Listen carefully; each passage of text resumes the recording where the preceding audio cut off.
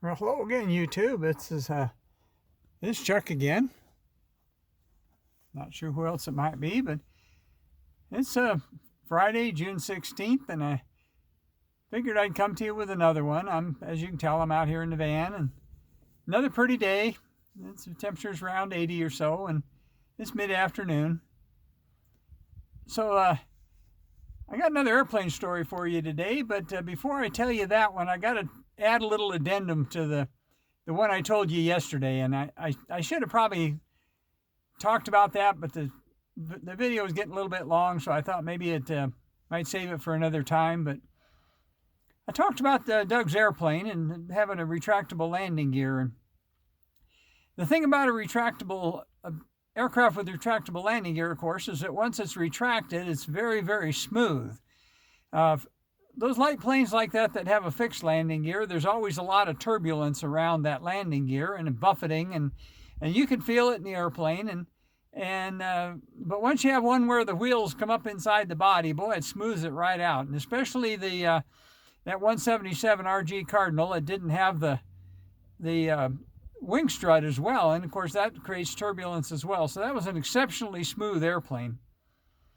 But as a part of that, of course, before you come in for landing, you had to put the landing gear down, and that had a real strange kind of a wonky looking setup the way it did it, and old Doug, bless his heart, and may he rest in peace, but he never really quite trusted that landing gear. I don't know if that was the only plane he ever had that had retractable gear. I think it might have been. I don't remember offhand. But I do remember that every time we'd put the gear down to get ready to land, there was 3 little lights on the instrument panel, and 1 for the front wheel and 2 for the side wheels. And when he get those three green lights, he knew the lights were on, but he would never quite trust. He'd always tell me, to stick my head over there and look down and make sure that wheel was where it was supposed to be. And when the plane finally set down and on the runway and settled down, every single time he'd tell me, he said, I just don't 100% trust that. And, we never had a problem with it. Once in a while, one of the left rear light would act up a little bit, and he'd had the mechanic look at it 2 or 3 times. And old Doug, he probably trusted that landing gear probably 99%, but he didn't trust it 100%. And it always kind of worried him until he got the plane back down on the deck again and make sure everything was fine. And I thought about that after I made the video yesterday, and it kind of made me smile. Anyway, my story today is another airplane story. And as you know, I was fire chief here for many years, and we worked on a daily basis with Forest Service guys, and Forest Service during fire season, they flew every day. They'd fly what they called air attack, and the guy who was the assistant fire management officer here is a guy named Dan, and Dan was a pretty good guy, and he and I had known each other for quite a number of years, and one day he invited me to ask me if I'd be interested in going flying with him, and I said, well, yeah, sure, that'd be a great thing. And so he said, okay. He said, let me see what it'd take to get permission. So Forest Service is a big bureaucracy, and so he went to his boss, who was the fire management officer, who said that's fine with him, and he went to the district ranger and said that's fine with him, and they went to the forest supervisor down in Phoenix, and he said that's fine with him, but they had to actually get permission from the regional office in Albuquerque before the local fire chief could go flying in the Forest Service plane. And that took months before that finally got approved, but it finally came down and it got approved. And well, then of course we went for a while that his schedule, my schedule didn't line up, and every time he was flying and had space for me, then I'd be busy doing something else that I couldn't quit. But finally the stars aligned, and finally there was a day that I could get loose and go flying with him. So I met him up at the airport, and they normally flew their schedule. They weren't in the air the whole time, but the plane was on duty from 10 in the morning until 6 in the afternoon, because that was the peak fire hours. So anyway, I showed up, and now remember, the Forest Service doesn't have many of their own planes. Most all the planes are contract planes, and that's what this one was. And it was a 1967 Beechcraft Baron. And the Beech Baron's a little twin engine plane, and Not a real big plane. The Forest Service likes something with more than one motor is from a safety issue. So if something happens to the one motor, you still got another one to land. And so anyway, so we had a pilot, and like I say, it was a contract aircraft, so it was a contract pilot, and so he rode the left front seat, and Dan rode the right front seat, and I had the back seat.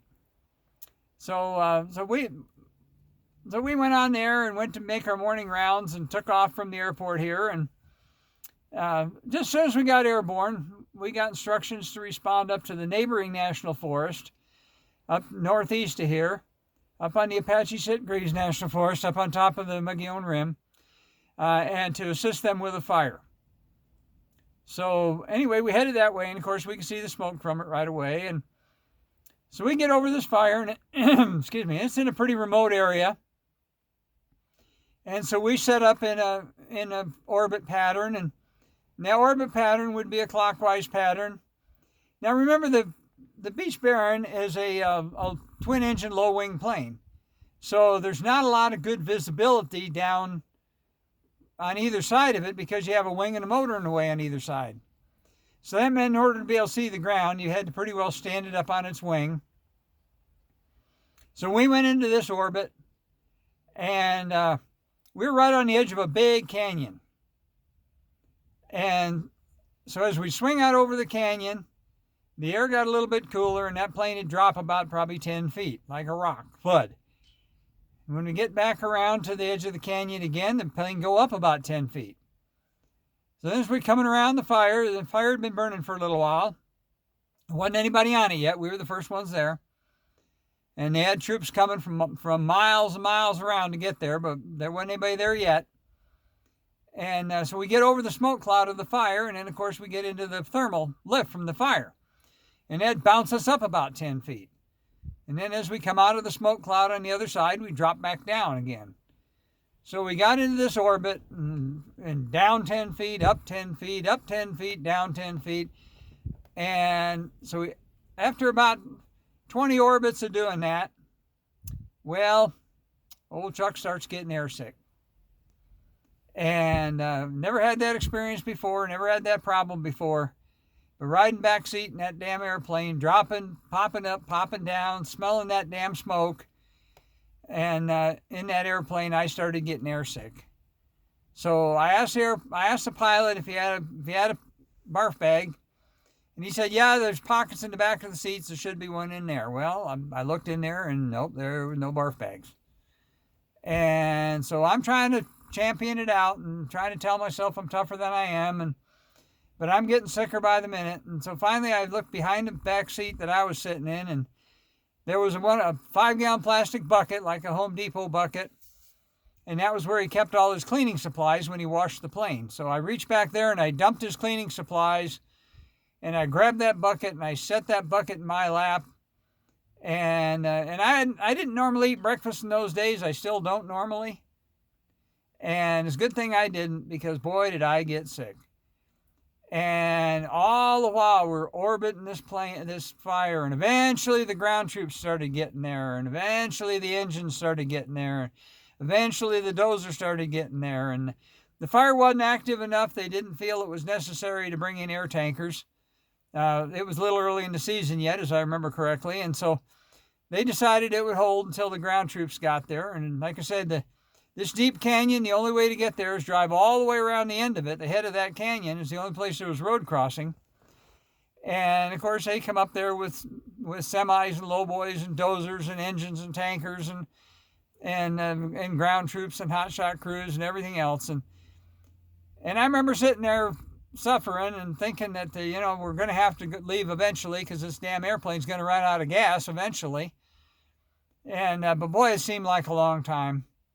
And so finally, after about 2.5 hours, another plane showed up to relieve us and turn us loose so that we could go back to our base here in town and land and refuel and stretch our legs. And we got back on the ground, and I got out of the airplane, and I literally went over there and got down on my knees and kissed the tarmac. And all the Forest Service guys, they thought that was the funniest darn thing. And so I earned the nickname Chief Upchuck, and for many, many years they jokingly called me that. And of course, there's nothing I could do but take take it good-naturedly because I was the one. I didn't realize that was going to happen, but boy, I spent a miserable couple hours up in that dang airplane, bouncing up and down over that fire and just getting sicker by the dang minute until I finally got back down on the ground. Well, I never asked to go flying with the Forest Service again, and of course they knew why, and they good-naturedly ribbed me about that for a long time.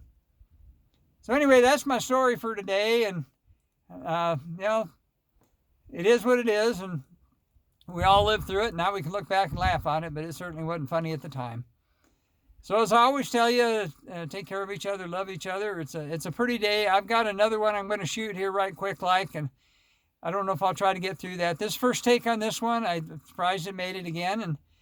But let me turn you around, find the button, and I'm just going to tell you for right now, I'll get back real soon with another one. But for right now, I'll show my fancy little rear view mirror, and I'll just tell you peace out.